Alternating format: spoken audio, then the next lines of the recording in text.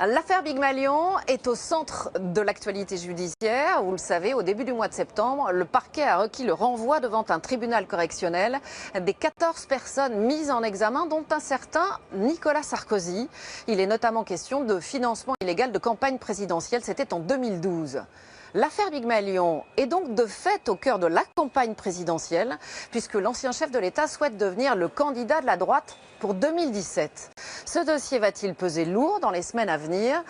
Dans un instant, vous entendrez un témoignage clé, celui de Franck Attal, l'ancien patron de la branche événementielle du groupe Big Malion. Mais d'abord, Envoyé spécial vous offre une révision express de la législation sur le financement des campagnes électorales, parce que quelques chiffres valent parfois mieux que de grandes phrases. C'est le data d'Envoyé.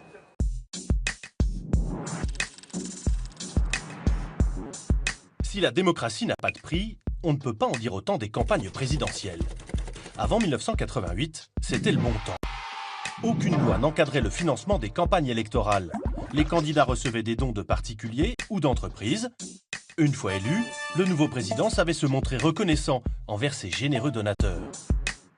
Autorisation administrative ou contrat public, souvent accordés en toute impunité. Ben oui, c'était le bon temps. L'espoir au cœur et puis la fleur aux dents, c'était le bon temps. Désormais, les dons d'entreprises privées sont interdits. Le financement est encadré par la loi. Le candidat peut engager son propre argent ou l'emprunter auprès d'une banque. Il peut recevoir des dons de particuliers dans la limite de 4 600 € par personne, plus des dons illimités de partis politiques. Il suffit de respecter ces règles pour être un candidat modèle. Évidemment, on ne les croit pas sur parole. J'ai un amant pour le jour et un mari pour la nuit. J'ai un amant pour l'amour et un mari pour la vie. Les candidats doivent dorénavant justifier leurs recettes et leurs dépenses auprès de la Commission nationale des comptes de campagne. Une autorité administrative indépendante chargée justement de contrôler ces comptes. Elle s'assure aussi que personne n'a dépassé le plafond des dépenses fixé par la loi. En 2017, un candidat présent au premier tour ne pourra dépenser plus de 16 851 000 €. Quant aux deux finalistes du second tour de la présidentielle, ce sera 22 509 000 € maximum. Sinon, c'est la double peine pour le candidat.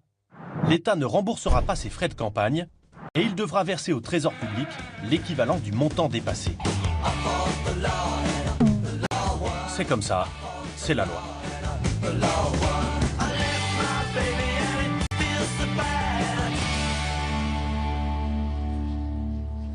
Si vous tapez Big Malion sur un moteur de recherche, les mots fausse facture, double comptabilité et dépassement des comptes de campagne vont rapidement apparaître.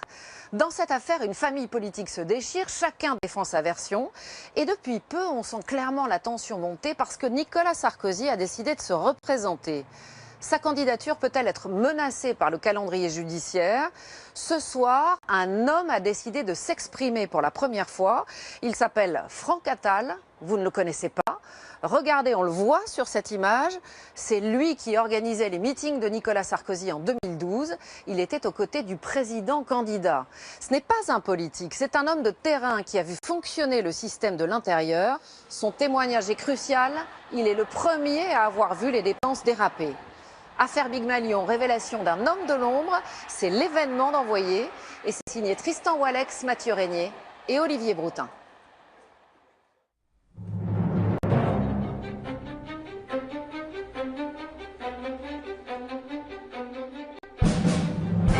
Dans ce dossier, depuis le début et encore aujourd'hui, on est finalement très peu à dire la vérité, à dire la totalité de la vérité. C'était un habitué des coulisses. Il dit sortir de l'ombre pour tout révéler.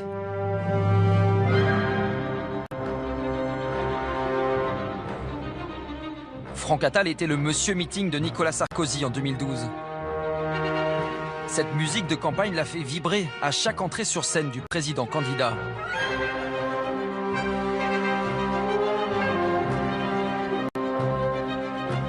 Cette mélodie, elle me rappelle une campagne qui a été la genèse d'une séquence de vie très difficile pour moi. Aujourd'hui, ça me rappelle d'affreux souvenirs. Vous m'auriez fait écouter cette mélodie en décembre 2012, je vous aurais dit c'était extraordinaire, c'était quelle aventure, quel challenge ça a été pour moi, pour mes équipes, pour les gens qui bossaient avec moi, pour voilà. Sa vie a basculé avec l'affaire Big Malion. Mise en examen pour faux et complicité d'escroquerie, Franck Attal a permis à la justice de remonter la piste du financement occulte de la campagne de 2012.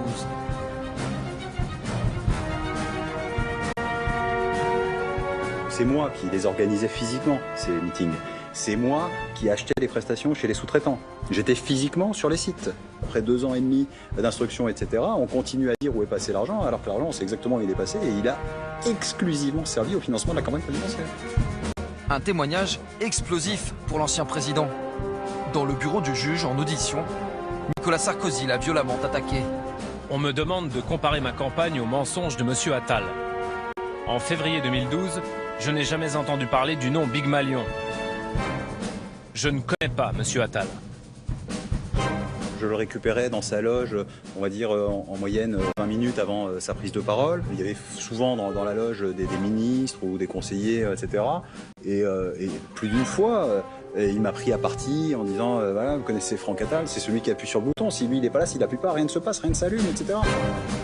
Pour moi, c'est pas plus crédible aujourd'hui de dire je connais pas Franck Attal, qui m'a escorté 40 fois jusqu'à mon pupitre, avec qui j'ai eu une dizaine d'échanges dans la loge devant témoins, que de dire les dirigeants de Big Malion ont volé l'argent. C'est du même niveau.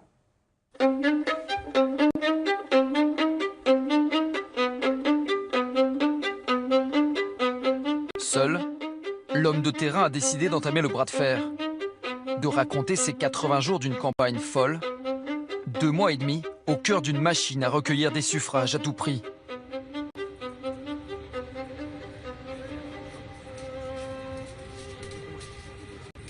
En 2012, Franck Attal a suivi Nicolas Sarkozy de ville en ville.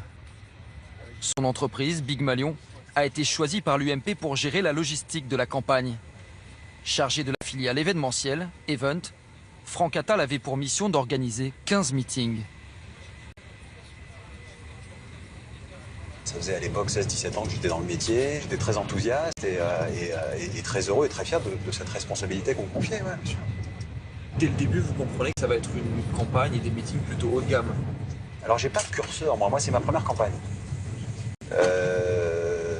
J'ai pas de curseur pour me dire ce genre de choses. Non, je me dis pas que ça va être je me dis pas du tout voilà, que ça va être une campagne haut de gamme ou ce que je me dis, c'est que ce que je me dis et ce que je comprends assez vite, c'est que on organise la campagne d'un président de la République en exercice. Un président candidat, Nicolas Sarkozy. À l'époque, Jean-François Copé dirige l'UMP.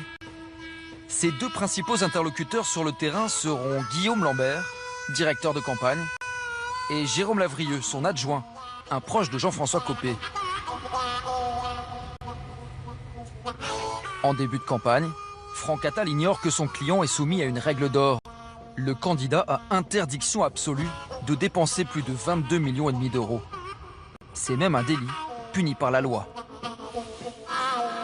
Pour son premier grand rendez-vous à Marseille, le salarié de Big Malion se souvient qu'on lui parle de tout, sauf de budget. C'était le premier grand meeting de la campagne, il n'était pas question de prendre le moindre risque